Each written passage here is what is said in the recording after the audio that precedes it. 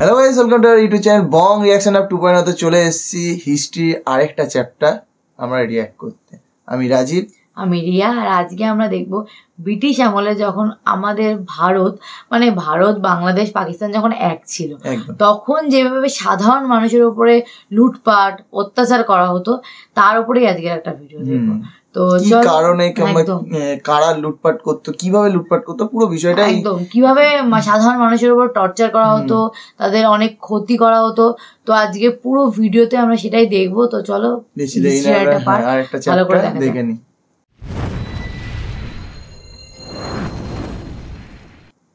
মগের মূল্য কথাটা আমরা প্রায় ব্যবহার করে থাকি, কিন্তু এই দুইটি শব্দ বা বাগধারার সাথে জড়িয়ে আছে বাংলার দক্ষিণ অঞ্চলের মানুষদের অনেক বছর ধরে সংগ্রাম আর অত্যাচারের গল্প।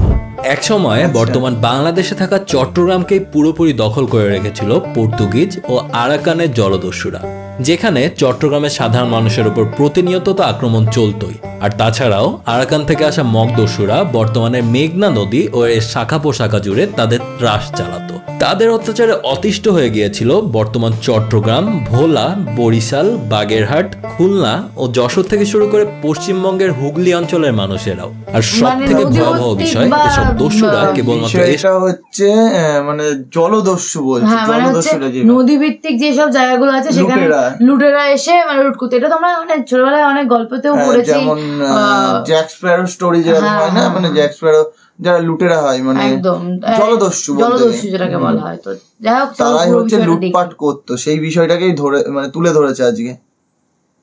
অতিষ্ঠ হয়ে গিয়েছিল বর্তমান চট্টগ্রাম, ভোলা, বরিশাল, বাগেরহাট, খুলনা ও যশোর থেকে শুরু করে পশ্চিমবঙ্গের হুগলি অঞ্চলের মানুষেরাও। আর সব থেকে ভয়াবহ বিষয়, এসব দস্যুরা কেবলমাত্র এসব অঞ্চলের সম্পদের লোভে আক্রমণ চালিয়ে বসে থাকতো না, তারা রীতিমতো এই বাংলা থেকে মানুষদের ধরে নিয়ে এই পুরো উপমহাদেশ জুড়ে ছড়িয়ে থাকা ইউরোপীয়দের বিভিন্ন কলোনিতে তাদের দাস হিসেবে বিক্রি করত।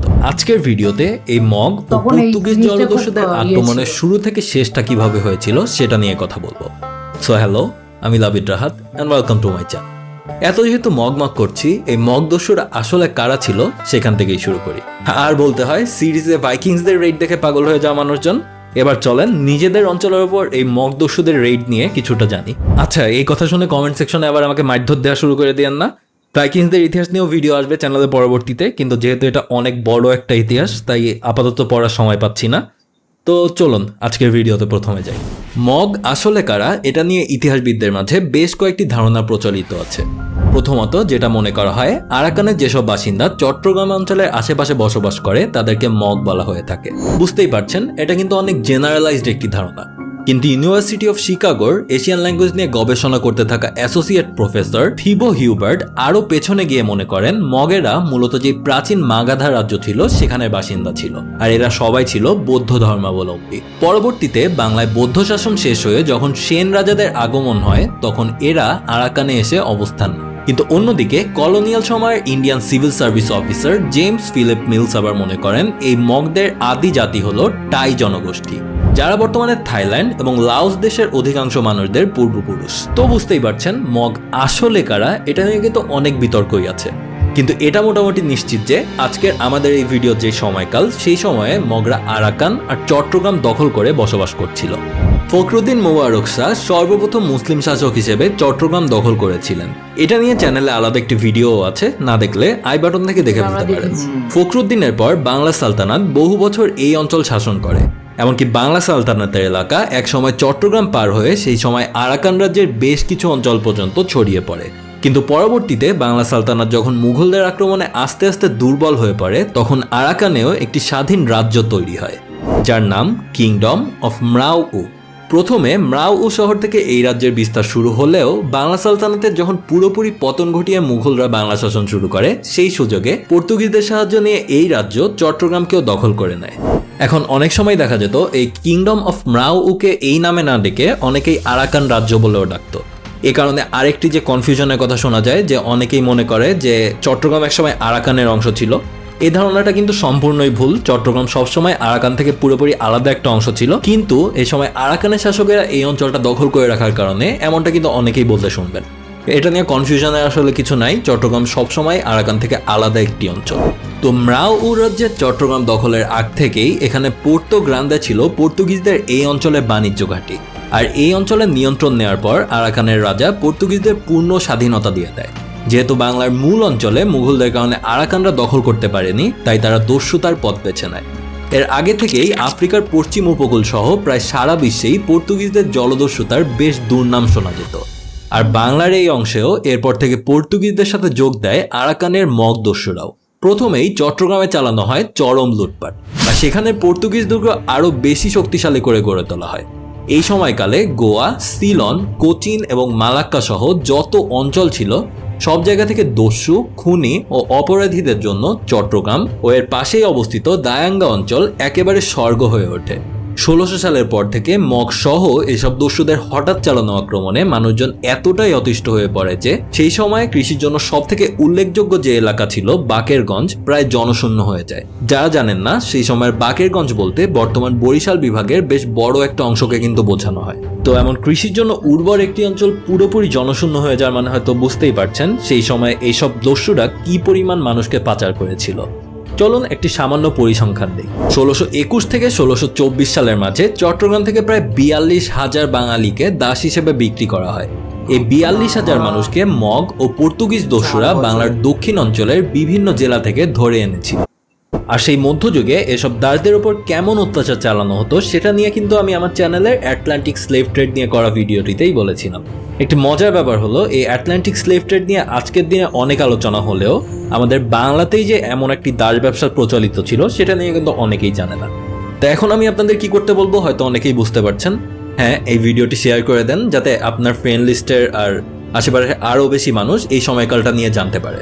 তো চলুন ভিডিওতে যাওয়া যাক আবার। তো এসবে অতিষ্ঠ হয়ে 1616 সালে মুঘল সম্রাট জাহাঙ্গীর বাংলার সুবেদার কাসিম খানকে আরাকান আক্রমণ করার হুকুম দেন। কাসিম খান সাথে সাথেই 5000 ক্যাভেলরি, 5000 পাইক সেনা এবং 200 হাতি বোঝাই করা প্রায় 100টি জাহাজ নিয়ে ঢাকা থেকে ভুলোয়া, যেটা বর্তমানে নোয়াখালী, সেখানে অবস্থান নেন। এ সময় তিনি সেখানে ক্যাম্প স্থাপন করেন এবং তার 3 সেনাপতিকে সর্বপ্রথম চট্টগ্রামের দিকে অগ্রসর হতে বলেন। তার পরিকল্পনা ছিল প্রথমে চট্টগ্রাম দখল করে এরপর ম্রাউর মূল রাজ্যে আক্রমণ চালানো। কিন্তু আমরা জানি মুঘলরা স্থলপথের যুদ্ধে যতটা শক্তিশালী ছিল, নৌপথে ছিল ঠিক ততটাই দুর্বল।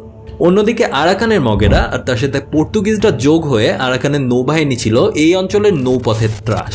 আরাকানের জাহাজগুলোতে কামানের সংখ্যা ছিল মুঘলদের তুলনায় অনেক বেশি, আর তার সাথে এটাও বলা হয় আরাকানের নৌবাহিনীর কাছে ছোট ছোট অনেকগুলো নৌকা ছিল, যেগুলোর সংখ্যা নাকি সমুদ্রে যে পরিমাণ ঢেউ হয় তার থেকেও বেশি। তো এই বর্ণনাটা শুনে আমার বিভিন্ন সিরিজ আর মুভিতে দেখা ভাইকিংসদের যে ছোট ছোট নৌকা, সেই ধরনের নৌকার কথা মনে হয়েছে। সম্ভবত আরাকানের মগ দস্যুদের কাছেও এই ধরনের ছোট ছোট ডিঙি নৌকাগুলোই ছিল, যেগুলো দিয়ে তারা আক্রমণ চালাতো। এমনকি সেই ভাইকিংসদের মতো করেই এই মগেরা প্রায় 300 নৌকা নিয়ে একবার সোনারগাঁওয়ের পাশে অবস্থিত শ্রীপুরে আক্রমণ চালিয়েছিল। তো যাই হোক, যেখানে ছিলাম আর কি, এই মেঘনা থেকে শুরু করে পুরো অঞ্চলের নদ নদীতে মগদের অন্তর্জাল ছড়িয়ে ছিটিয়েছিল। কাজেই কাসিম খানের আগমনের কথা খুবই দ্রুত আরাকানে চলে যায়। আর এটা শুনেই সেই সময়ের ম্রাউর রাজা মিন খামং প্রায় 10,000 অশ্বারোহী এবং 400 হাতি সহ প্রায় 1 লাখের কাছাকাছি সৈন্য বোঝাই করা 1000 নৌযান নিয়ে তার রাজধানী থেকে চট্টগ্রামের দিকে রওনা দেন। রাজার সেনারা আসার আগে চট্টগ্রামে থাকা মগ ও পর্তুগিজরা কাঠগড় নামক একটি জায়গায় প্রতিরোধ গড়ে তোলে। মুঘল সেনাদের প্রধান সেনাপতি ছিল আব্দুল নবী। তিনি জানতে পারেন আরাকানের রাজা এখনো এসে পৌঁছায়নি এবং কাঠগড়ের দুর্গ বেশ দুর্বল। এ কারণেই তিনি তার সব থেকে দ্রুতগামী অশ্বারোহীদের নিয়ে সাথে সাথেই আক্রমণ করার সিদ্ধান্ত নেন। আর তার অধীনে থাকা বাকি 2 সেনাপতি সর্দার খান এবং শাইখ কামালকে দায়িত্ব দেন বাকি সৈন্য ও সেনাবাহিনীদের জন্য খাবার নিয়ে তাদের পেছনে পেছনে আসতে। হঠাৎ আক্রমণে মগেরা বেশ হকচকিয়ে যায় এবং মনে করা হয় আব্দুল নবী প্রায় জিতে গিয়েছিল। কিন্তু রাত হয়ে যাওয়ার কারণে উভয় পক্ষ থেকে যুদ্ধবিরতির সিদ্ধান্ত নেওয়া হয়। আব্দুল নবীর পরিকল্পনা ছিল হয়তো সকাল হতে হতে তার বাকি 2 সেনাপতি, বাকি সৈন্য ও তাদের খাবার নিয়ে চলে আসবে। কিন্তু সকাল হতেই দেখা যায় তার বাকি 2 সেনাপতি আসেনি, বরং তাদেরকে চারদিক থেকে ঘিরে ফেলেছে আরাকান রাজার বিশাল নৌবহর। আর তারাই মুঘল বাকি সৈন্যদের থেকে আব্দুল নবীর সংযোগ পুরোপুরি বিচ্ছিন্ন করে দিয়েছে। এত বড় নৌবাহিনীর কাছে বাধাগ্রস্ত হয়ে নৌপথে দুর্বল মুঘলদেরকে আত্মসমর্পণ করতে বাধ্য করা হয়। আর সেখান থেকে আবারও চলতে থাকে বাংলার দক্ষিণ অঞ্চলে মগ দস্যুদের লুটপাট।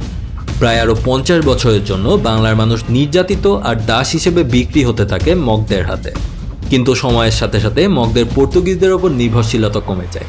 আর এখান থেকে লুট করা অর্থে ম্রাউ রাজ্য আরও ধনী হতে থাকলে তারাও পর্তুগিজদের অনেক ক্ষেত্রে বঞ্চিত করতে থাকে। এরপর 1664 সালে সম্রাট আওরঙ্গজেবের শাসনামলে বাংলার সুবেদার হয়ে আসেন শায়েস্তা খান। তিনি এসেই বাংলার মুঘল নৌবাহিনী শক্তিশালী করার সিদ্ধান্ত নেন। ঢাকা থেকেই প্রায় 300 যুদ্ধ জাহাজ তৈরি করা হয় মাত্র 1 বছরের মধ্যেই। নৌবাহিনী শক্তিশালী করার পাশাপাশি তিনি কূটনীতির সাহায্যও নেন। Shaista Khan Dutch east India company বা ভিওসির সাথে ভালো সম্পর্ক গড়ে তোলেন।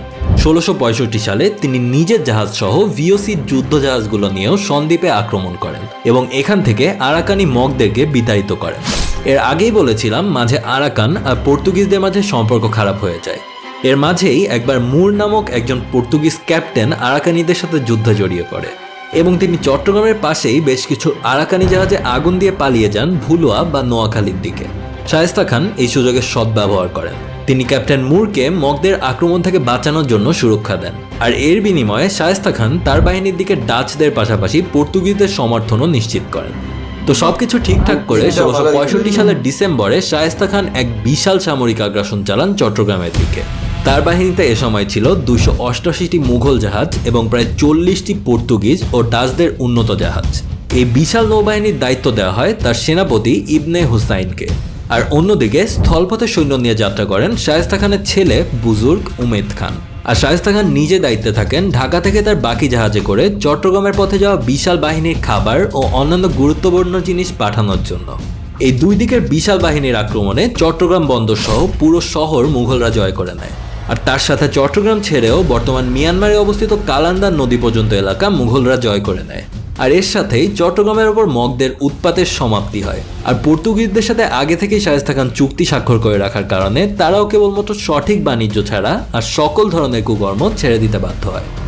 অর্থাৎ শায়েস্তা খান কিন্তু এ সময় শুধুমাত্র তার নৌবাহিনী শক্তিশালী করেই থেমে থাকে, বরং তিনি কূটনৈতিক চাল ছেড়ে ডাচ আর পর্তুগিজদেরকেও আরাকানদের বিরুদ্ধে লাগিয়ে দেন, অর্থাৎ আরাকানদের একেবারে শায়েস্তা করে দেন। আচ্ছা, ভালো কথা, এই শায়েস্তা খান নামটাও কি এই শায়েস্তা করার জন্যই আসছে? জানি না, কখনো দেখা হয় নাই। আপনারা কেউ জানলে কমেন্ট করে অবশ্যই জানাবেন। তো এরপর থেকে বাংলাতে মাঝে মধ্যেই মগদস্যুদের আনাগোনা থাকলেও সেই 1600 থেকে 1666 সালের মাঝামাঝি সময়কাল পর্যন্ত এতটা অরাজকতার মধ্যে বাংলার উপকূলীয় অঞ্চলের মানুষদের আর কখনো থাকতে হয়। অর্থাৎ মগের মূল্যকে সমাপ্তি হয় সেই 1666 সালেই। তো আজকের ভিডিওতে ব্যবহার করা রেফারেন্সগুলো পেয়ে যাবেন অ্যাজ ইউজুয়াল ডেসক্রিপশন বক্সেই। So that's all for today. Until my next upload, have a good week. Goodbye.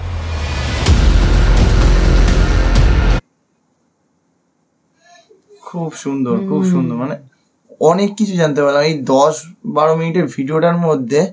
মগের মূল্যটা কি জিনিস আজকে বুঝতে পারলাম। সত্যিকারে মগের মূল্য আমরা শুধু বলতাম মগের মূল্য নাকি, হ্যাঁ যা ইচ্ছা তাই করবি, মগের মূল্য কথাটা কোথার থেকে এসছে এবার এক্স্যাক্টলি। আর খুবই গুছিয়ে এক্সপ্লেন করা হয়েছে ভিডিওগুলো দেখতে ভালো লাগে। হিস্ট্রিটাকে একদম গুছিয়ে মানে মগজে বসিয়ে দেয়, এরকম একটা ব্যাপার। কারণ যারা হিস্ট্রি পড়তে ভালোবাসে না তাদের কাছে যখন এইভাবে হিস্ট্রিটাকে রিপ্রেজেন্ট করা হয় সেটা কিন্তু খুবই ইন্টারেস্টিং ব্যাপার। পুরো বিষয়টা কিন্তু মানে জিতলো শায়েস্তা খান পুরো কূটনীতির ওপরে দাঁড়িয়ে।